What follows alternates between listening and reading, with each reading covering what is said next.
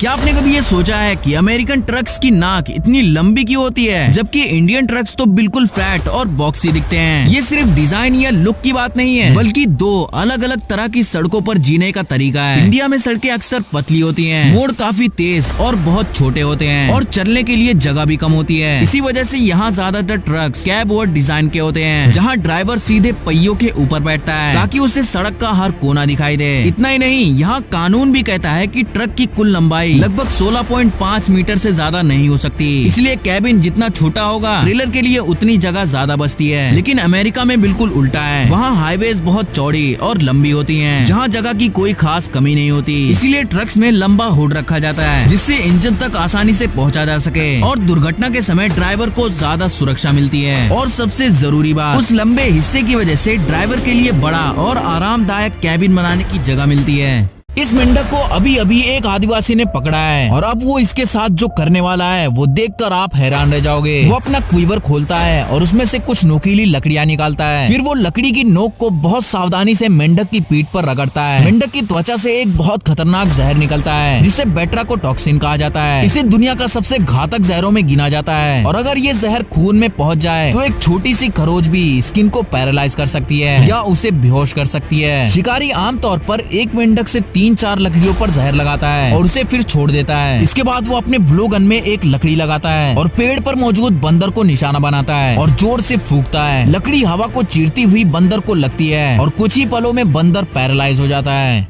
क्या आपने कभी ये सोचा है कि हॉकी सीजन खत्म होने के बाद उस विशाल बर्फ के मैदान का क्या होता है? सबसे पहले बर्फ के नीचे उस छिपे हुए विशाल कूलिंग सिस्टम को बंद किया जाता है। बर्फ के नीचे लगभग 13 किलोमीटर लंबी पाइपों का जाल होता है। जैसे ही ये सिस्टम बंद होता है, बर्फ नीचे से पिघलना शुरू कर देती है। इस प्रोसेस को तेज करने के लिए कर्मचारी जैम्बोनी मशीन चलाते हैं, लेकिन इस बार उसका काम बर्फ को चिकना बनाना नहीं होता। वो लगभग 80 डिग्री गर्म पानी छोड़ती है, जिससे बर्फ तेजी से नरम होने लगती है। अब सबसे मजेदार काम आता है। मैदान पर बनी हर लाइन, हर निशान और यहाँ तक कि होम टीम का लोगो भी सिर्फ रंग नहीं होता, उन्हें बर्फ की अलग अलग परतों के बीच जमाया जाता है। जब बर्फ पिघलती है तो ये परतें एक एक करके उठाई और हटाई जाती हैं। आखिर में भारी मशीनें मैदान में आती हैं। वो बची हुई बर्फ को तोड़कर स्लश में बदल देती हैं और उसे एक मेल्टिंग पिट में डाल दिया जाता है। कुछ ही घंटों में पूरी आइस रिंग गायब हो जाती है। फिर वही एरिना किसी अगले इवेंट के लिए तैयार हो जाता है। ये है सीक्रेट सर्विस का ब्रीफ केस, जो खतरनाक सिचुएशन में एक गन बन जाता है। इसके अंदर गन को इस तरह फिट किया जाता है कि बाहर से देखने पर ये बिल्कुल नॉर्मल सा ब्रीफ केस लगता है। इसके अंदर एक्स्ट्रा सामान रखने के लिए भी जगह होती है, जिससे ये एक आम ब्रीफ केस जैसा लगता है। सबसे हैरान कर देने वाली बात तो ये है कि बाहर से देखने वाला व्यक्ति शायद कभी अंदाजा भी न लगा पाए कि ये कोई साधारण ब्रीफ केस नहीं, बल्कि